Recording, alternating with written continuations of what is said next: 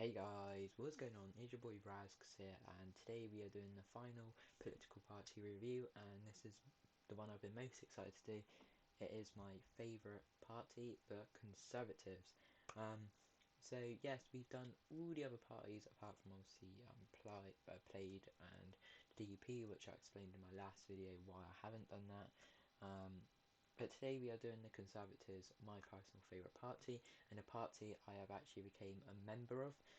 I got my member card, my membership card a couple of days ago, and I became a member on the day Boris Johnson was elected. Like literally right after Boris Johnson was elected as leader, I became a member of the party, and yeah, they got my two favourite politicians, Boris Johnson and Jacob Rees-Mogg, who straight off the bat, future leader of the Conservative Party and Prime Minister.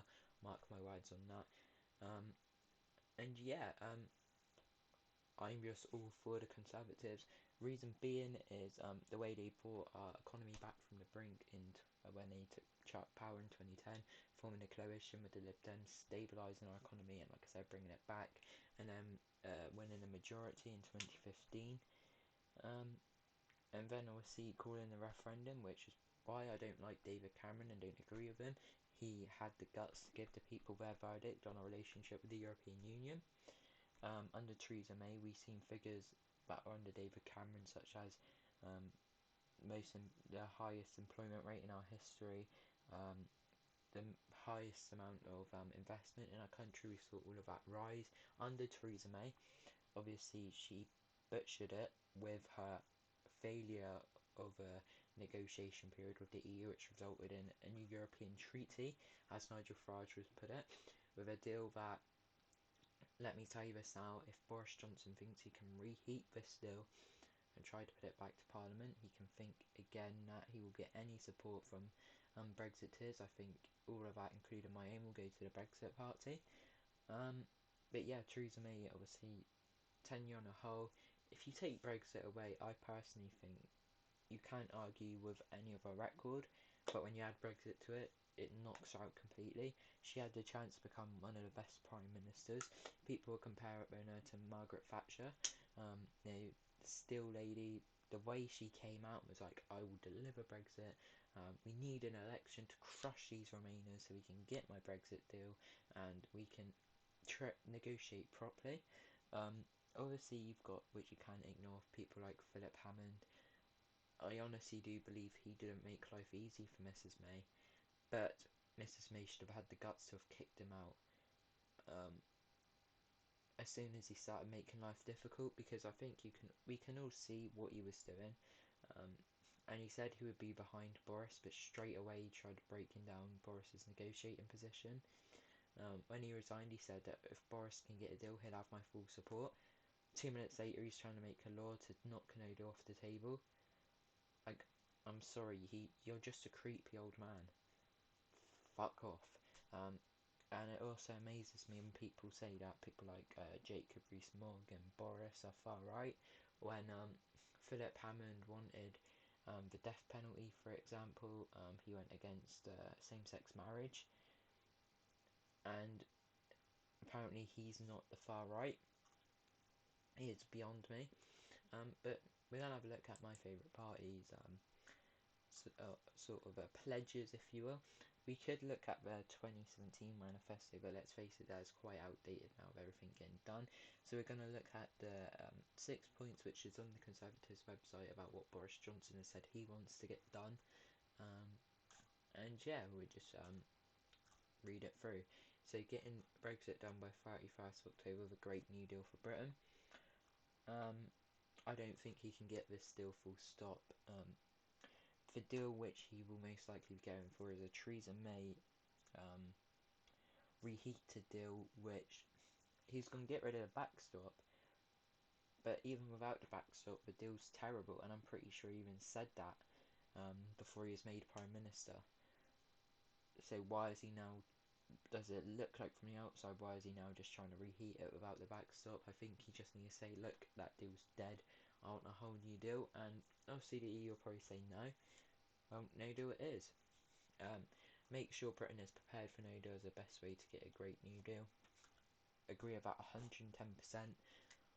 what kind of party, or what kind of, right, let's say it's me and you, the viewer, we go into negotiation position, and I say, I want to buy your house for £1,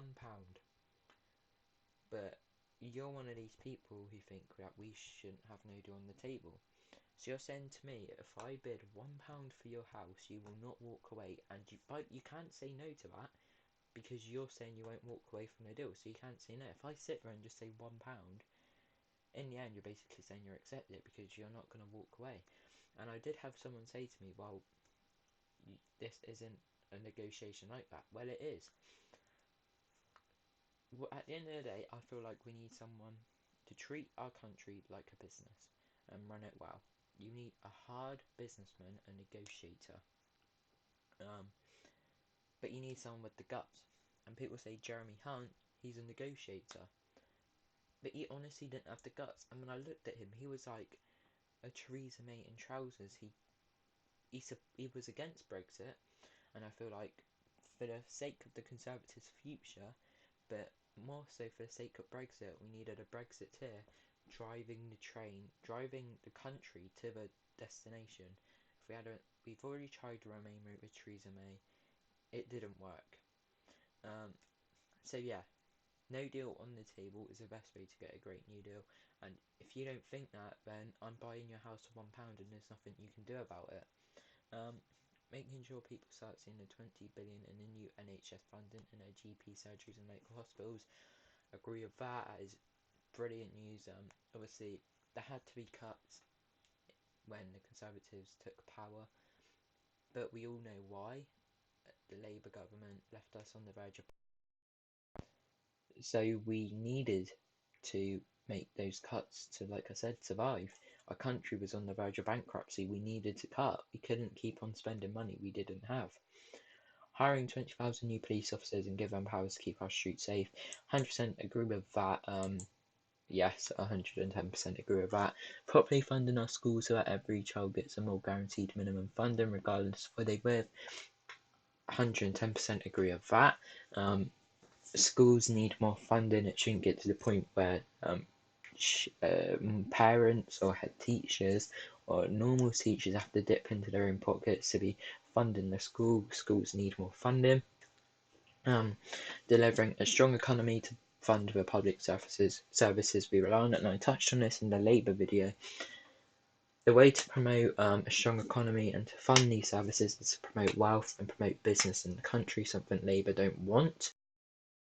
They obviously want to distribute wealth and punish the rich for being rich, and that just won't work. You'll just end up with a crushed economy. So that's what you need to have: a strong economy. You need to promote wealth and to promote business.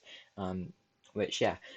So I honestly, but that's why I'm a member of the Conservative Party. I align myself with all of that we just read. 110% agree with it. That and the Brexit Party is the only manifesto you've seen in this video, in this little series, that I've said I 110% agree with. And I know some of you will say, oh, but it's only because it's Brexit. Well, I'm sorry. In the Labour video, I did actually say stuff like funding the NHS and ending people using food, the amount of people using food banks, and that is we need to do something about that. And I agreed with that. I just didn't agree with the way Labour wanted to do it. I'm pretty sure in the Green Party, I'm pretty sure I agreed with their green energy and stuff like that, even though they're like a pro-Remain party. And the SNP, I agreed a bit with them, not much.